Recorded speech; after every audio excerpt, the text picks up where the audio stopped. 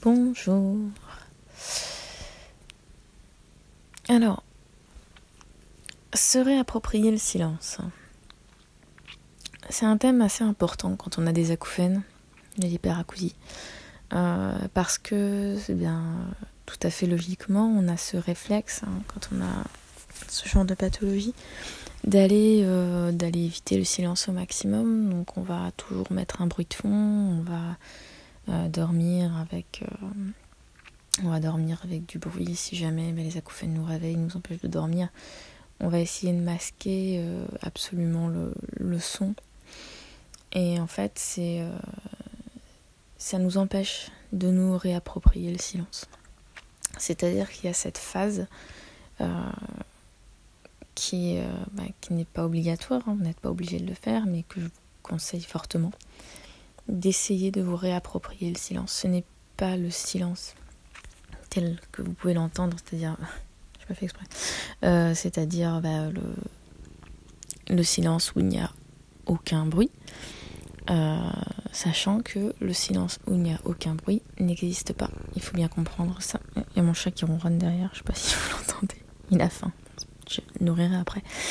Le silence total, c'est l'espace, c'est pas ici. C'est-à-dire que sur la Terre, il n'y a pas de silence total. Vous pouvez être dans un grand calme, mais il y aura toujours un fond de bruit.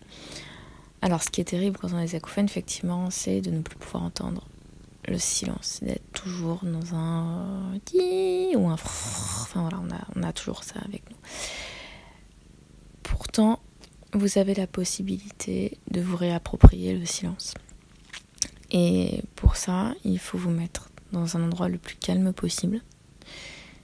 Et il faut écouter le silence en vous.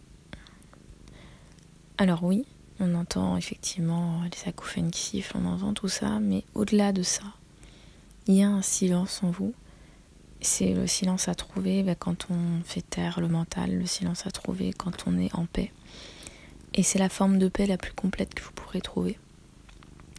Donc c'est un peu de la méditation, pour ceux qui font de la méditation. Moi, j'ai jamais été grande fan de méditation. J'ai essayé, je fais des fois des méditations petit bambou, pour ceux qui connaissent. Mais depuis que j'essaye de trouver le silence, c'est très très différent. En fait, c'est vraiment écouter l'intérieur de soi quand on est au calme et qu'il n'y a plus rien. Et c'est extrêmement apaisant.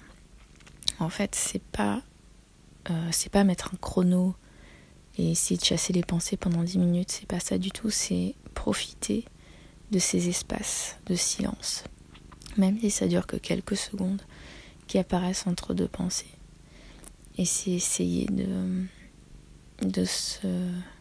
d'écouter, essayer d'écouter ce silence que l'on a tous au fond de soi, qu'on ait des acouphènes ou qu'on n'ait pas d'acouphènes. Donc on s'assied, ou même on s'allonge si vous voulez, ou marcher même si vous voulez, vous pouvez marcher dans la forêt, dans la nature, peu importe.